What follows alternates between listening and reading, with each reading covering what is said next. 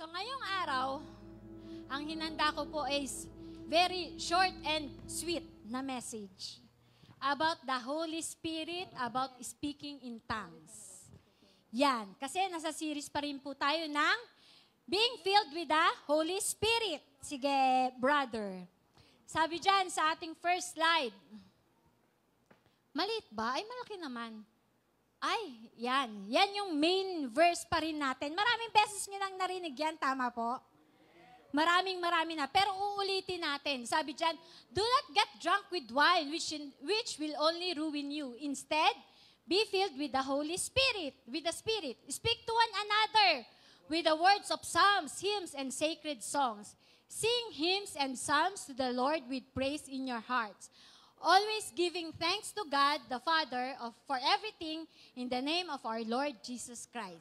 Sige, next brother. Yan yung main verse natin. Unahin natin yung unang linya sa verse na to. Sabi doon, do not get drunk with wine, which will only ruin you.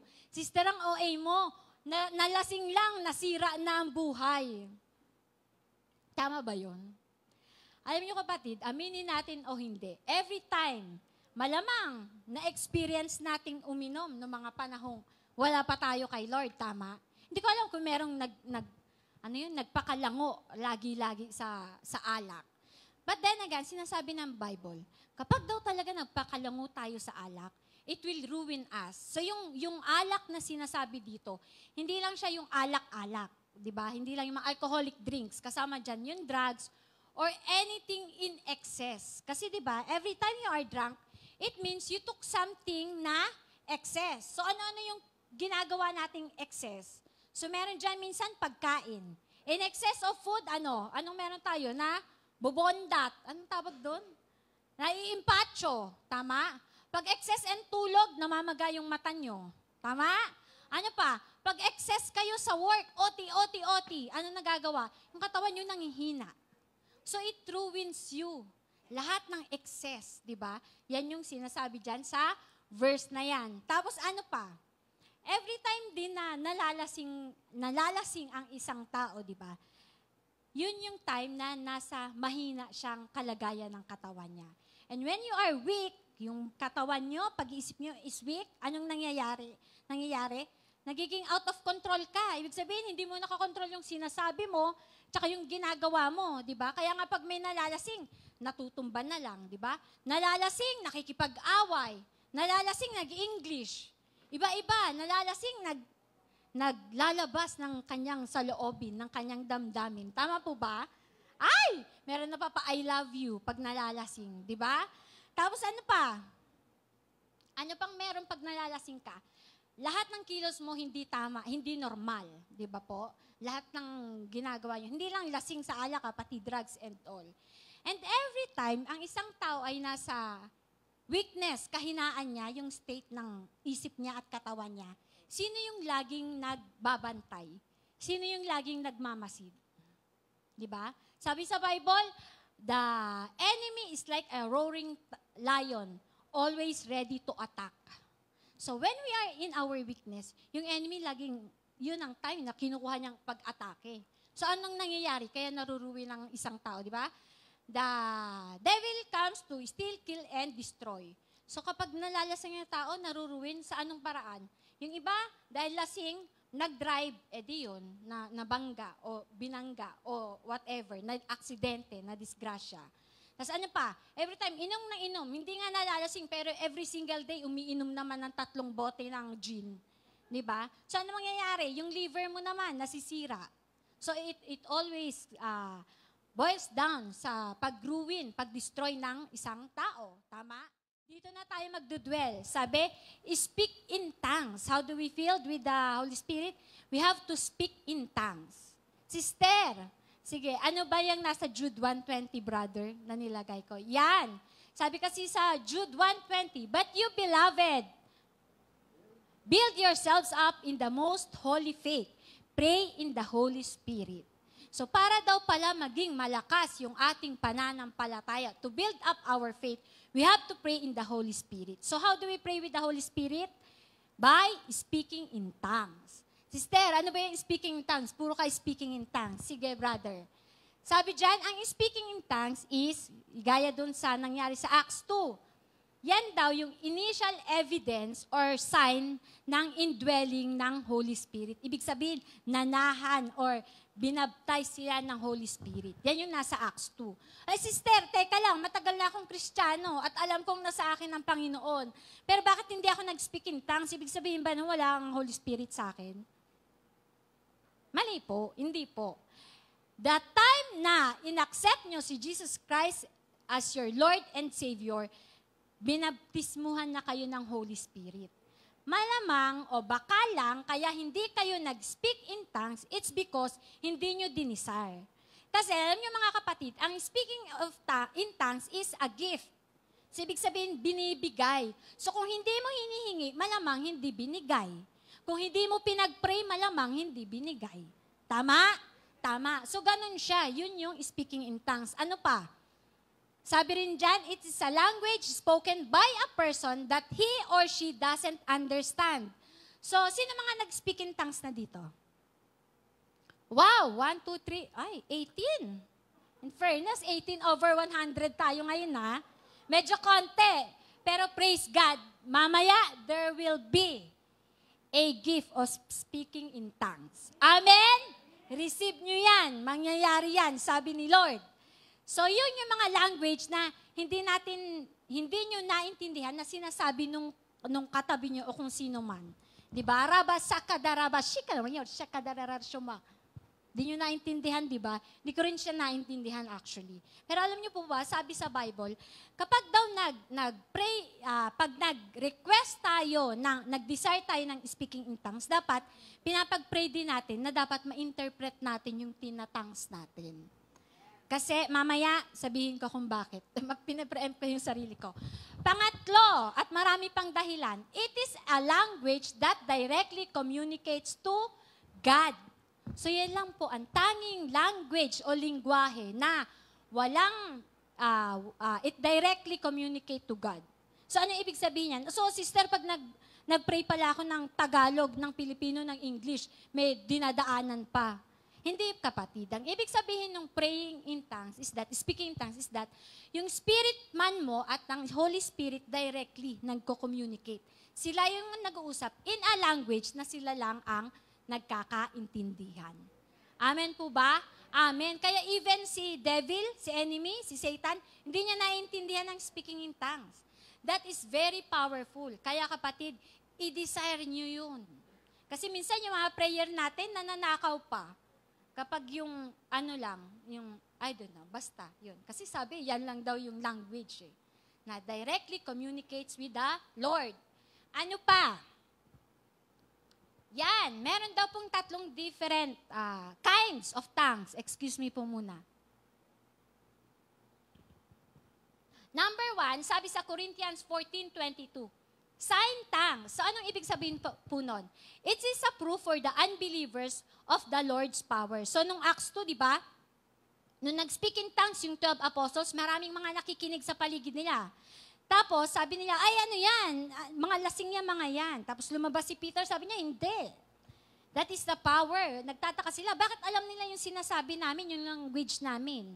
Di ba? Yun yung proof. Yan daw po yung tinatawag na sign tongues. Ano pa? Ministry or public tongues, it is equivalent to prophecy or it edifies the congregation. So kung tayong lahat mag-speak in tongues dito, ibig sabihin po nun, it's either you edify yourself or you are praying for someone else in this place. Kasi po, ang speaking in tongues, ibig sabihin po niyan, you are speaking and praying the will of the Lord. Amen? Amen. Alam niyo po, nakwento ko na, maraming beses na, pero baka lang walang nakarinig. Sabi ni Lord, ni-remind lang ako ngayon. Every time ihatid ko si Zach, nag-speak in tongues ako. Tapos one time, speak in tongues, ganyan. One time, yung speak in tongues ko, raba shakadara, shakaraba, shabara. Nagdadrive ako, shakadaraba, shabada, shakaraba. Lord, ingatan mo si Vico Soto. Si Vico Soto na po ang pinapag-pray ko. Na hindi ko naman siya iniisip, pero malay niyo naman, baka siya nag-iisip sa akin. Di ba? Hindi natin alam, di ba? Nilagay ni Lord sa puso ko malay niyo naman, baka kami. Oh, kinilig kayo, ibig sabihin nag-amen kayo, praise God. Pero totoo po talaga yon. Nagpipray ako, so ibig sabihin pa lang, speaking in tongues, hindi ka lang nag-edify ng sarili mo. You are praying the will of the Lord. At that time, nung nag-speaking in tongues ako, si Vico Soto malamang ang sinasabi ni Lord na ipag-pray ko. Amen? At marami pa pong iba. Siyempre, hindi ko na lang sasabihin sa pulpit. Even mga churchmate natin, mga taga-rami, maraming dina-download si Lord na mga names na bigla ko na lang ipapag-pray. Tapos may mga times, nagpipray ako. Minsan, galit na galit ako. Rasya ka, ginagano ko yung mic, yung manibela. Galit na galit. Minsan naman, kilig na kilig. Hindi ko alam kung bakit. Pero pag nag-speak in tongues po kayo, iba-ibang emosyon talaga ang lalabas sa inyo. Minsan naman, kalmado lang. Minsan pa, kalmado, yan, rasya ka, hindi ko alam. Tapos, magpipray ako ng kung sinong nilalagay niya sa heart ko. Minsan about my family, minsan friends, minsan kung sino man dito sa inyo. So yun, ganun po ka-powerful ang speaking in tongues. Yung will ng Panginoon ang pinapag-pray natin. Amen? Amen. Ano pang sabi dyan? Personal tongues, it is praying in the Holy Spirit. Yung pala yun. Ito pong personal tongues is for everyone. Sabihin nyo nga po, akin, para sa akin. Hindi po namimili si Lord. The time na naniwala kayo sa Kanya at tinanggap nyo siya, binigyan niya na po kayo ng gift na yan, ng speaking tongues na yan. It's just that, baka that time nahihiya lang kayong magbuka ng bibig nyo. Kasi sabi po sa Bible, the spirit man flows from the belly, hindi po sa isip. Dito, lagi galing sa tiyan, belly is tiyan, di ba? O kung saan man. So kapag nag-speak in tongues po kayo, dapat ibinubuka yung bibig. Hindi,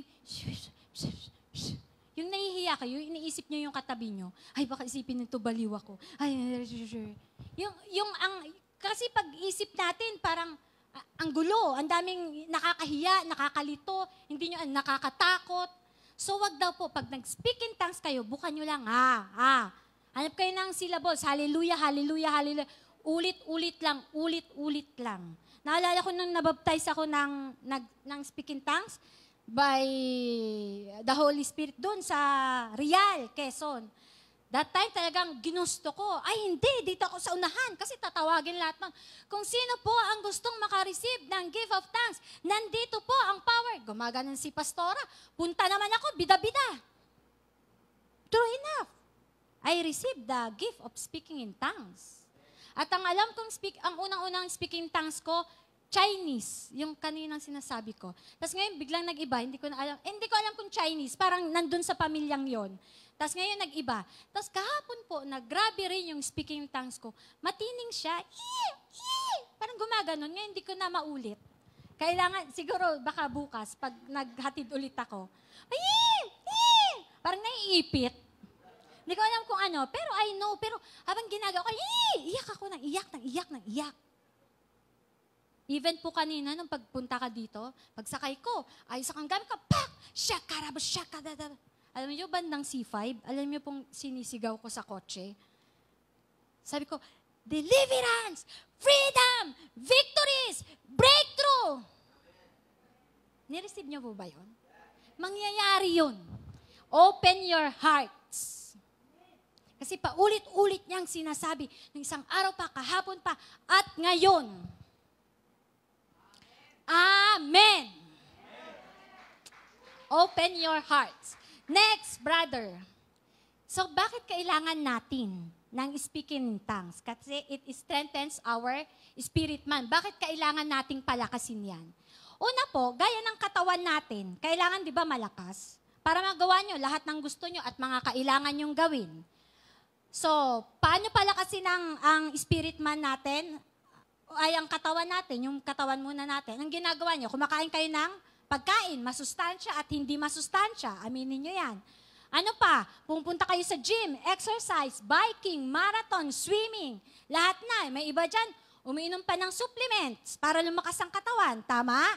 Diba? So same thing, kung pinapalakas natin yung katawan natin, dapat palakasin din natin yung spirit man natin. Alam niyo po kung bakit? Kasi, di ba, katawan natin, may body, yan, itong magandang to. Yan, body, sexy. Pak! Oh, di ba? Body, soul, and spirit. So, yung soul nasa gitna.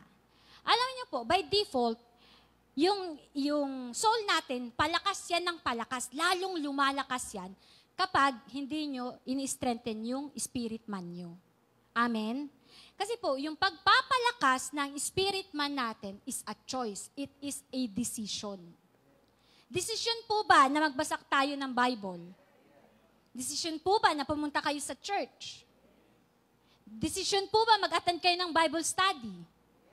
It's always a yes. So kung gusto niyong palakasin ang spirit man nyo, you have to decide, you have to commit.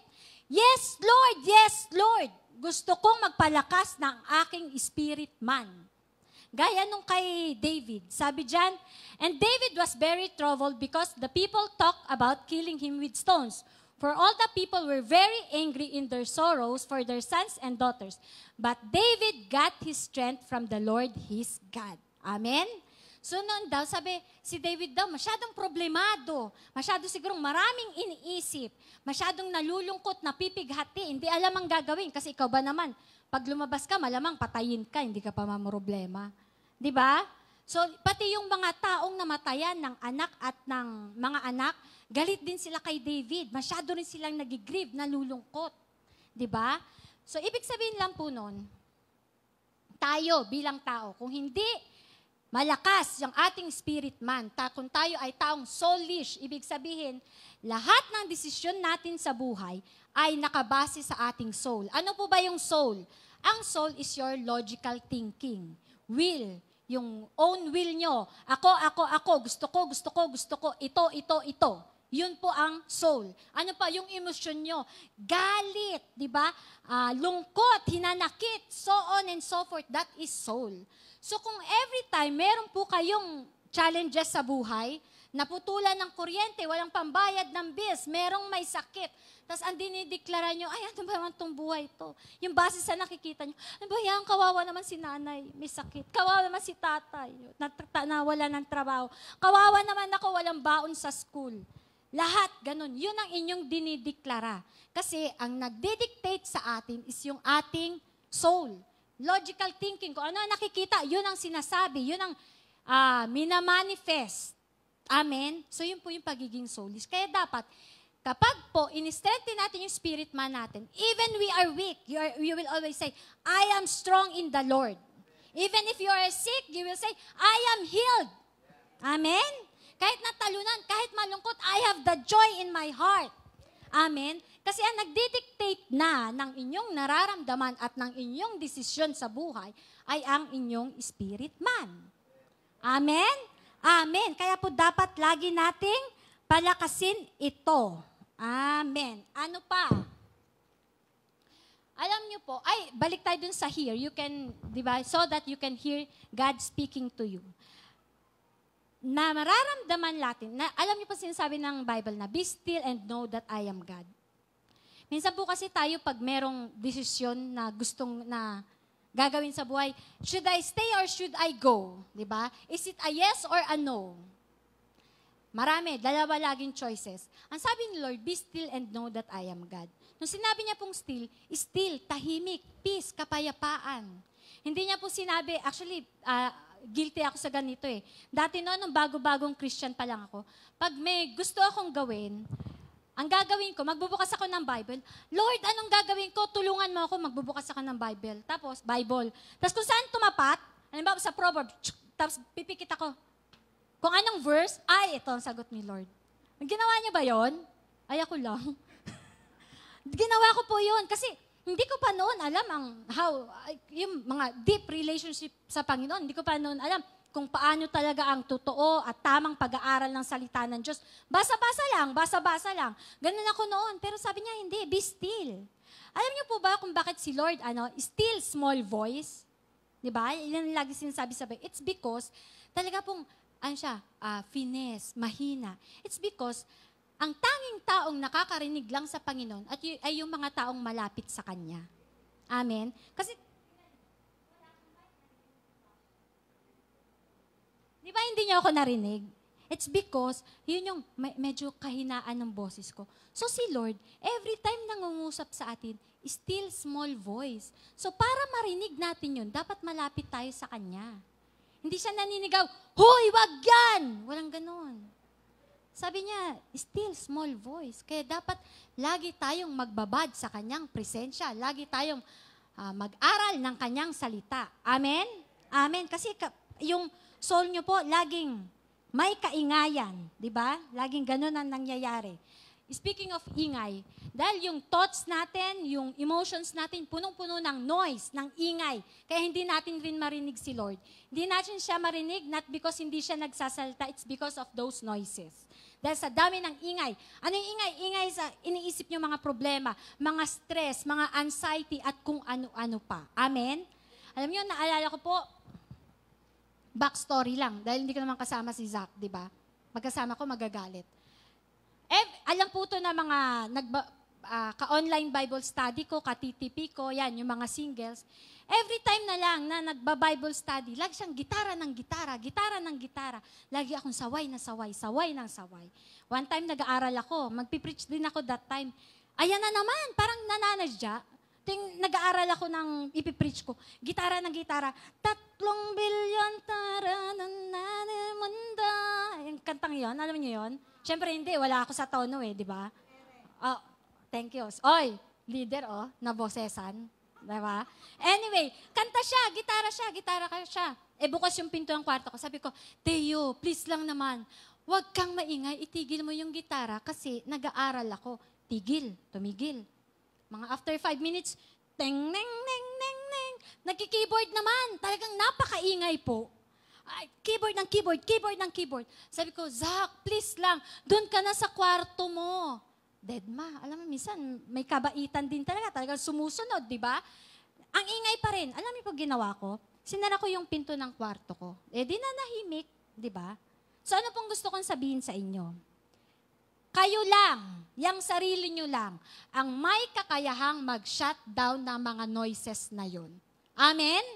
Kung hindi po kayo kukilos, kung hindi nyo i-desire sa puso nyo na i-shutdown lahat ng mga merong mali dyan sa pag-iisip nyo o yung mga emosyon na galit, hatred, depression, oppression, whatever, hindi po yan mawawala. Once you step, yung first step of faith na gawin yon, mawawala yon. You shut it down. I-lock. Saraduhan nyo. Amen? So yun yung mga noises. At yung noises na yon, makakansela na rin sa presensya ng Panginoon. Amen? Amen. Lahat ng kabisihan, yun. Number 2, speak to. Number 2 reason, bakit daw natin kailangan strengthen ang spirit man? Because, sa inyong spirit man, you can speak to your soul. Naniniwala po ba kayong may boses? May salita ang inyong soul. At nakikinig siya. Amen? Totoo po yun, kasi alam niyo po kung bakit. Every time na may challenges tayo, di ba? Minsan nasisisi natin si Lord, Lord, bakit na naman kami? Kota na kami sa problema. Lord, bakit mo ako iniwan? Lord, bakit mo kami pinabayaan?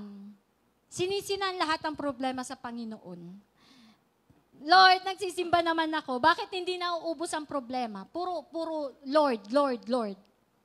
Yung mga gano'n, it's because nakatingin pa rin tayo sa circumstances natin.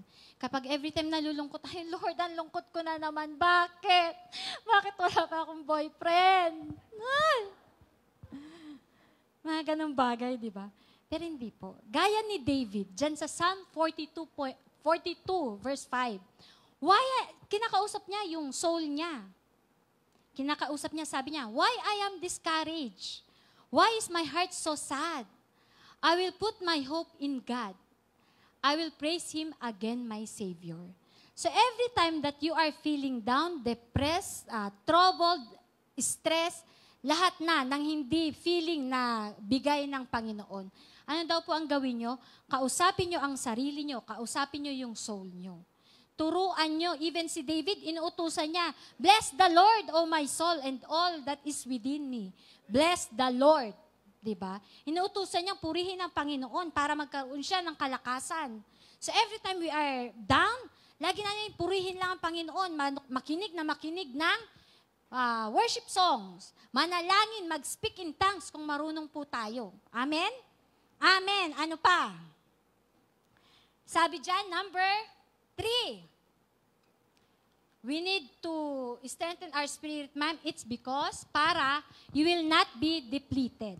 So every time po ba na nakaka-experience kayo ng problema, nangihina kayo? Di ba? Yung parang ayaw mo na kumilos, ayaw mo na kumain, ayaw mo na maligo. Minsan may mga ganun, yung nakatunganga na lang. Tama po ba? Kasi po, yun nga, nauubos yung, kumbaga, ubos na. Baka malnourished na nga yung ating spirit man kung hindi natin siya pinapalakas. Di ba? Sabi diyan sa Isaiah 28:11-12, very well then, with foreign lips and strange tongues, God will speak to His people, to whom He said, this is the resting place, let the weary rest, and this is the place of repose, but they will not listen. So ang sinasabi niya ng Panginoon, every time you are down, come to me, and I will give you strength. Sabi niya, come to me, speak in tongues, kausapin mo ako, spirit to spirit, palalakasin kita, bibigyan kita ng solusyon. Yan po ang sinasabi niya. Kasi every time trouble tayo, nangihina. Iba bang example, yung mga nagmi-minister dito. Yung mga members, nagmi-minister para sa Panginoon. Napansin niyo ba, every time na halimbawa, nag-usher kayo, nagwalis kayo, tumugtog kayo dito, kumanta kayo, nag-Bible study kayo, nag-TTP kayo. Lagi kayong afternoon parang may napapagod ng konti. Tama po ba? Medyo nangihina tayo. Tama po? Di ba? It's because sinishare nyo yung kung ano ang meron kayo. Kumbaga, kung dati yung punong tubig, nababawasan yung nababawasan. Kasi sinishare nyo siya. Kaya medyo, kahit pa paano, nanghihina kayo. Parang battery ng cellphone nyo. Tuwing gamit kayo ng gamit, nauubos, na-empty. Same thing sa atin. Kaya dapat, continually, dapat nag-field tayo ng spirit man natin. Ini-strengthen natin. Amen? Amen. Number 4. Sabi dyan, eto ang the best, sabi niya, because ang speaking in tongues it unlocks the spiritual treasures or the gifts of the Holy Spirit. Gusto niyo po ba ng regalo? Lahat, di ba? Gusto niyo po ba ng treasure, kayamanan? Amen. Lahat tayo gusto yan, di ba? So ano-ano po ba yung mga treasures na yan? Sige, brother, isa-isahin natin. Yan, sabi sa 1 Corinthians 12:7-9. The Spirit's presence is shown in some way in each person for the good of all. So para sa lahat. The Spirit gives one person a message full of wisdom, while to another person with the same Spirit gives a message of full knowledge.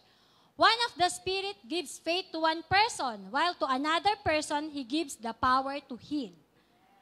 The Spirit gives one person the power to work miracles, to another the gifts of speaking God's message, and to yet another the ability to tell the difference between gifts that come from the Spirit and those that do not.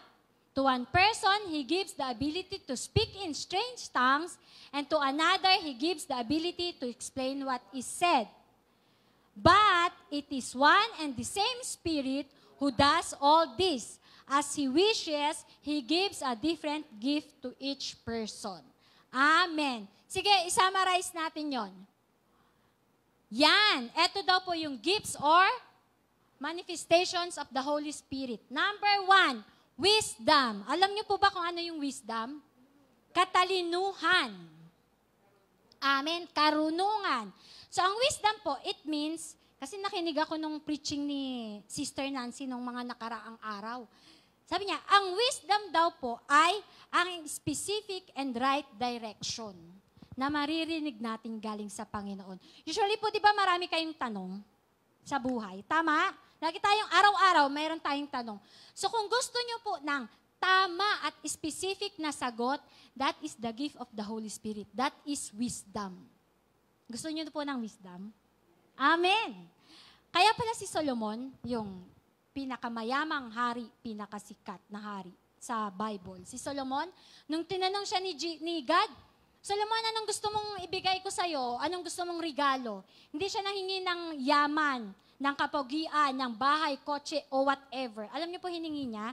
Sabi niya, Lord, gusto ko ng wisdom. Parang wisdom how to manage my people. So gusto niya, malamang, kasi when you say manage ba yung term dun sa Bible? Nakalimutan ko na, pero parang ganon, kasi ganon naalala ko. When you say manage, you take care of the welfare of your people. Lahat ng pangangailangan ng nasasakupan ni Solomon, maibibigay niya through his wisdom na galing sa Panginoon. So right, and kaya noon, pinupuntahan siya ng mga iba-ibang hari, reyna sa iba't ibang lugar. Tinatanong siya, Solomon, sinusubukan yung wisdom niya. Pag ganito ba, ganito? Sasagot siya. 1,552 times 88 divide 12, nasasagot niya. Joke lang po yung math.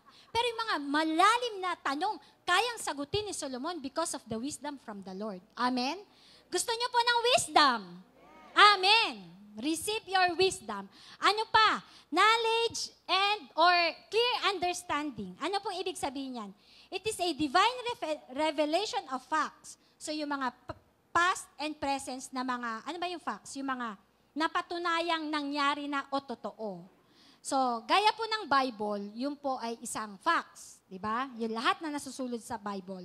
So, ibig sabihin po ng easy, clear understanding o knowledge, yung pong mga taong nagba-Bible study sa inyo, or even yung mga nagpipreach dito, kung madali nyo pong naiintindihan yung sinasabi nila, ibig sabihin po, yung mga leaders na yon, meron silang gifting na yan, na madali nilang na-relay, na-convey yung message na sinasabi ni Lord na galing sa Bible. Amen po ba? Amen. At kung madali nyong naiintindihan yan, yan is also a gift from the Lord. Amen? Amen. Ano pa? Faith. So itong faith po na to, ibig sabihin nito, yung supernatural faith. Diba? Sabi nga ni Lord sa Bible, yung mustard seed, kahit maliit lang, diba? Kahit ganun lang kalit ang faith mo, pag meron ka nun, you can move mountains. So supernatural, diba? So minsan may mga taong may cancer, tapos nanalangin, nagtangs, nagpakababad sa presensya ng Panginoon, naniwala by faith, magaling na ako, gumaling. Amen? Kaya magaling ka na, complete healing. Amen. Diba? Yun po yung faith, supernatural. Ano pa? Power to heal. Ibig sabihin, instantly, hawakan lang, magaling na. Yung pilay nakalakad na, hindi nga hinawakan nagsalita lang, lumakad. That is a power healing, power of healing. Gusto niyo po ba yun? Alam niyo, naalala ko lang, may kwento ko lang. Yung power of healing, merong season sa buhay ko na yung mga pre-pandemic, yung mga kaibigan ng kapatid ko, parang ganyan, nasa Singapore pa that time yung kapatid ko. May sakit siya, yung may sakit na kaibigan niya. Actually, hindi niya super close friend. Parang naging office mate niya sa Citibank, dyan sa Makati. Tapos, nagkasakit yun. Tapos, ang tatay niya, wala na. Tapos yung nanay niya, matanda na, parang 80 na. Tapos siya, masyado siyang mataba. Tapos, kaya ang naging sakit niya, yung sakit sa puso. Ganyan. Tapos itong kapatid ko, siguro dahil sobrang nababurden and all, pinapunta niya ako doon dahil sa Singapore siya eh. Sabi niya, ate, punta ka doon, ipag-pray mo tong si ganto, si ganyan. Sabi ko, sino ba yan? Di ko nga kilala, pupuntahan ko.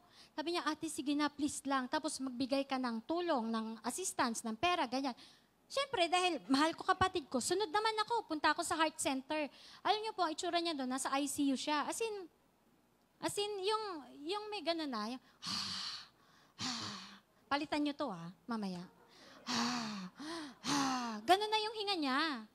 Nakakaawa siya. Alam niyo po, pagpasok ko lang doon, kahit hindi ko siya mag-anak, naiyak na ako dahil sa itsura niya. Tapos, syempre, magpipray ka, nag-speak in tongues ako that time. Tapos, pray ako. Tapos, minsan talaga yung mga noises sa mundo, di ba? Habang nag-praise ako, Panginoon, kasi pinapasok na ako visiting time na yon. Lay hands ko siya, hawak ko siya dito. Panginoon, tinataas ko sa'yo. Nakalimutan ko na nga yung pangalan. Si ganto, ganyan.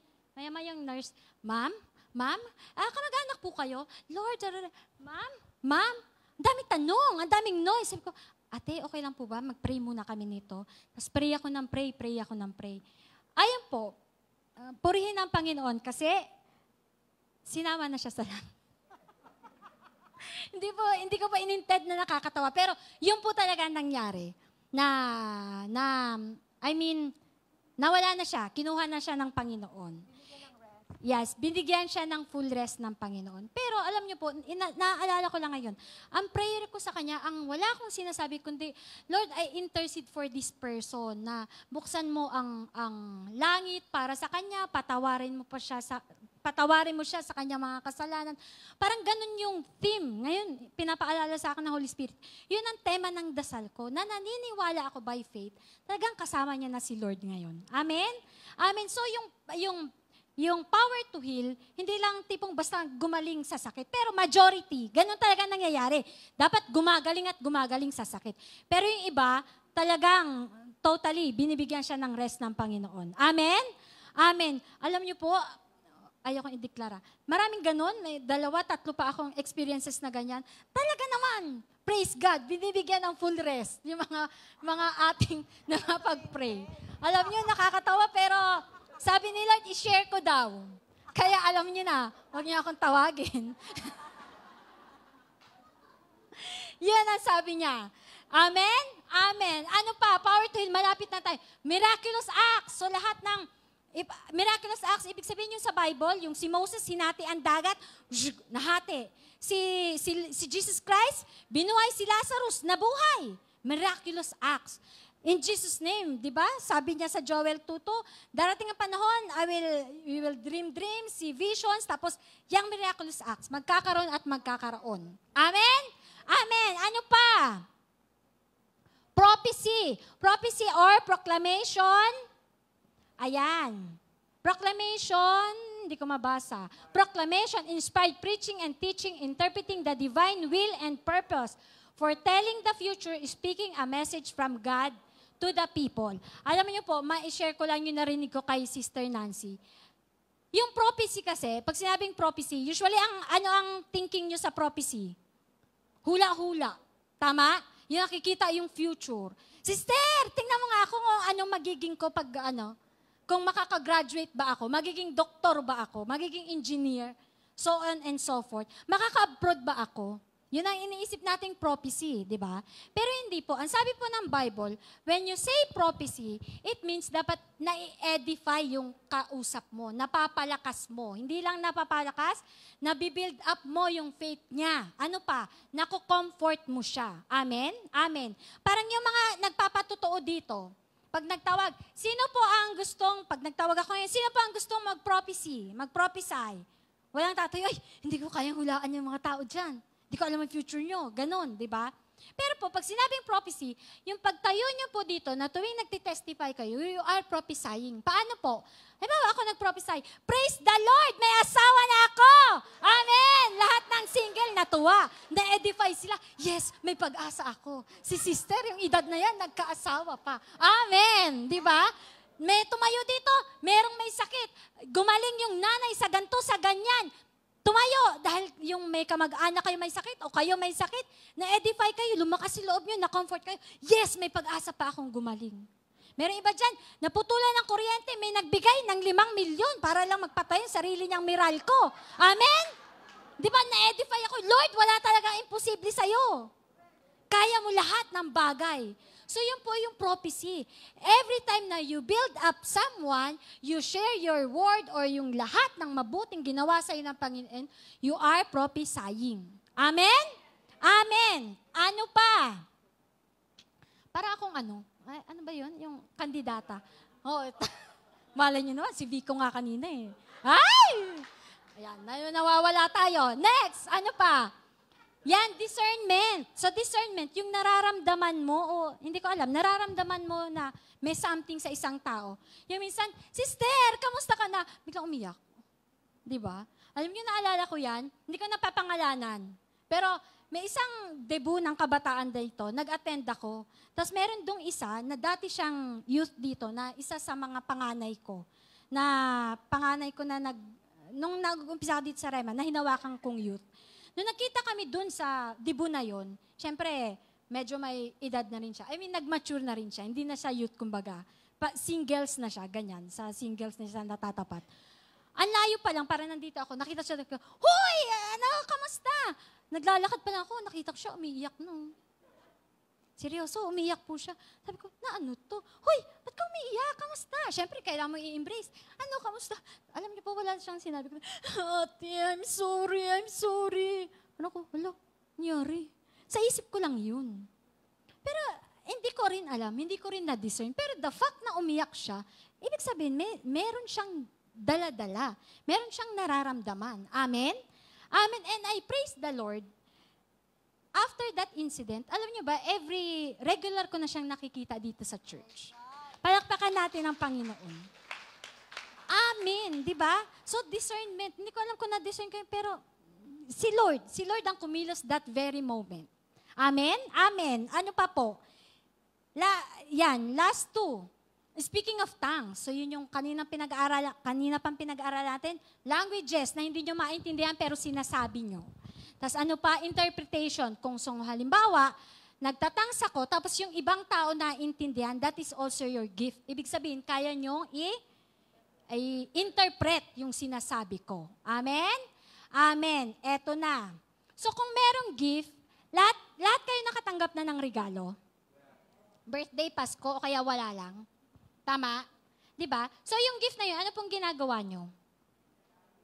It's either ginagamit nyo, kung hindi nyo naman feel gamitin, or hindi nagagamit nyo. Yung iba, nire-recycle yung gift, binibigay. Diba? Tama? Which is, yung taong binigyan, nagagamit naman. Tama po? So yung mga gift na yan, hindi yan binigay ni Lord para lang, para lang for yourself. Binigay niya po ito para gamitin natin. Amen? Amen. Kasi naalala niyo sa yung account ni Mark, sige brother, sabi niya sa Mark 15:16, ito po yung day ng resurrection, bago umakyat si Jesus Christ sa langit. Sabi niya, He said to them, go throughout the whole world and preach the gospel to all people. Ipangalap, i-share ang gospel. Sabi sa account ni Matthew, sige brother, go therefore and make disciples of all the nations. Help the people to learn of me. Believe in me and obey my words, baptizing them in the name of the Father and the Son and of the Holy Spirit. And teaching them to observe everything that I have commanded you. And lo, I am with you always, remaining with you perpetually, regardless of circumstance and on every occasion, even at the end of the age. So ano pong gusto kong sabihin, i-point out dito mga kapatid? So bilang Kristiyano, pero wala to sa Rema, pero minsan, di ba, medyo nalilihis tayo. Na kapag hindi tayo filled ng Holy Spirit, hindi tayo nagpapakababad sa presensya ng Panginoon, sa tingin niyo po ba, magagawa natin yung greatest commission? To share the word, to make disciples. Magagawa po ba natin? Hindi. So alam niyo po, nung binabasa-basa ko ito, paulit-ulit, then I pray. Kapag daw po pala ang isang tao, halimbawa, pero wala to sa simbahang ito pag every time, halimbawa, na isa kang, nagmi-minister ka sa isang simbahan, halimbawa, worship team ka, usher ka, men's, women's, ganyan, single ka. Kapag hindi ka malapit, hindi ka nakakonekta sa Panginoon, kahit hindi na nga lang filled kahit hindi na lang filled ng Holy Spirit. Kapag hindi tayo nakakonekta sa Panginoon, yung palang ginagawa nating pagmi-minister sa Kanya is based sa ating sarili lang. Based sa ating talent. Pinapakita nyo dito, talent lang. Pinapakita natin dito, skills lang. Amen po ba? Amen. Kasi wala naman tayong naririnig, hindi tayo nakakonect sa Kanya. Tama po? Tama. At ano pa? Ano pa ang sinasabi niya dyan? Kaya, mga kapatid, kung tayo nagmi-minister, baka it's about time na medyo i-assess natin yung sarili natin. Lord, pag nagsiserve ako sa'yo, talagang totoong natutuwa ka. O pinapakitaan lang kita ng talent ko, ng skills ko, ng strength ko, ng abilities ko. Hindi ko rin alam, baka itong sinasabi ko sa inyo, baka naman talent ko lang rin itong magsalita sa harap, di ba? Pero I cancel it. Walang ganun dito sa simbahang ito. Lahat tayo ay nakakonekta sa Panginoon. Amen? Amen. Tapos ano pa po? Sabi doon, every time ang isang lalaki at babae, pag ang lalaki nililigawan ng isang babae, di ba pinupurso niya? Gusto niya kahit saan magpunta, pupuntahan niya. Gusto niya laging makita, lagi niya gustong kausap, ka-text. Amen? Kasi in love siya doon sa babaeng yun. Amen? So tayo po mga kapatid, kung in love talaga tayo kay Jesus, kay Lord, dapat ganun din tayo. Dapat every single day gusto natin siyang makausap. Every single day gusto natin siyang makasama. Kasi mahal mo siya eh. Mahal natin siya. Lagi natin dinideklara, I love you, Lord. Mahal kita, Lord. But are we doing it? Yung John 3:16, di ba? Ano nga ba yung John 16? For God so loved the world, He gave His only begotten Son. So kung ang mahal niyo po ang isang tao, you always give. Hindi lang pera-pera, hindi lang material. Ano yung unang dapat binibigay niyo? Oras. Kasi gusto niyong makita, gusto niyong makausap. Ibig sabihin, binibigyan niyo ng oras. At ang oras po mga kapatid, hindi yan basis ng marami kang ginagawa. Busy, busy, busy. Hindi po yun. Pag sinabi niyo pong busy, it's like saying na, Lord, hindi kita priority, hindi ka importante sa akin, kaya hindi kita bibigyan ng oras. May time po kayo sa pamilya, may time po kayo sa kaibigan, mag-aral, magtrabaho, but always give time to the Lord. Hindi pwede, I don't know, I'm sorry to say this, pero sasabihin ko na rin po. Wag niyo pong ikatwiran, uy, sister, brother, Bible study tayo. Uy, sister, pasensya ka na. Time for my family. Marami po kayong oras sa pamilya niyo. Bigyan niyo po kahit 30 minutes ang Panginoon. 30 minutes, 10 minutes. Every single day. Ganun siya nag-hunger sa atin. Amen? Amen. At every time din po na pinupursunil natin siya, na wala hindi tayo nakakonekta, hindi tayo spirit-filled. Alam niyo po ba kung anong nangyayari? Every time we minister pala, na hindi tayo nakakonekta at hindi tayo spirit-filled, ang nangyayari doon, we are not building an army. Alam niyo po kung ano lang binibuild natin? Crowd. Dami lang tayo ng dami lang ng dami. Pero pag may dumating na challenges sa buhay, may dumating na sakuna, dalubyo, wala, hindi na nakalaban. Kasi hindi tayo yun. Example lang. Hindi tayo nag-build ng army. Ang binuild lang natin, crowd. Alam mo yung crowd, woo! Puro ingay lang. Yung maingay lang, yan, marami lang. Crowd. Crowd ang binild.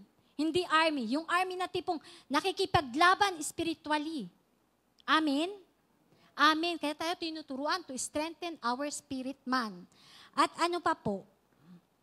Tandaan rin po natin, sige brother, last slide. Hindi pa pala. As Christians, our number one priority is drawing people to God. To Jesus. Amen? Kristiyano po ba kayo? Kristiyano po tayo. At ang sabi po sa Bible, gaya ng Great Commission, to sum it up, ang sinasabi lang naman doon, draw people to Jesus Christ. Amen? Amen. At kapag hindi, we are called to be salt of this world. Alam niyo po yung asin? Tayo ay asin na mundo. Hindi po tayo sugar. Alam niyo po pag sugar, pansinin niyo, pag kumain kayo ng matamis, anong nangyayari? Gusto niyo pa. Ice cream, chocolate. Lahat ng matamis gusto niyong kainin. Tama? Hindi po tayo sugar of this world. We are salt of this world. At kapag ang isang tao po ay salt of this world, anong ginagawa ng salt? Pag kumain kayo ng mga alat, anong hinahanap nyo? Tubig. And Jesus is the living water. Kaya po sinasabi sa atin na be the salt of this world. Ibig sabihin, magpakaalat, i-share ang salita ng Diyos para ma-draw natin sila lahat para kay Jesus Christ. Amen. Hindi crowd, army. Let's build up an army. Let's build up our faith. Let's build up our spirit man. Para yun, ikaw mismo, you are an army of God. Amen? Amen. At ang challenge po natin dyan, mga kapatid. So, naintindihan natin kung bakit kailangan nating palakasin yung ating spirit man. Para po, makapaglaban tayo sa lahat ng mga circumstances ng buhay at magbigay glory sa ating Panginoon. Amen? Amen. Kung gusto niyo po lahat ng gift na yon, gusto niyo? Ako gusto ko. Amen. Amen. Last, eto po ang challenge ko sa inyo. let us all speak in tongues every single day, even for 10 minutes. 10 minuto po yan. Ilang minuto po ba kayo maligo? Speak in tongues. Di ba? Ano pa, nagda-drive, nagbabiyahe, pwede po mag-speak in tongues kahit naka-commute, mahina lang po. Di ba? Wag naman yung, baka sabihin ng katabi nyo, baliw-baliwan na tayo, di ba? Kasi hindi naman nila naiintindihan. So, we can always speak in tongues. Amen? Amen.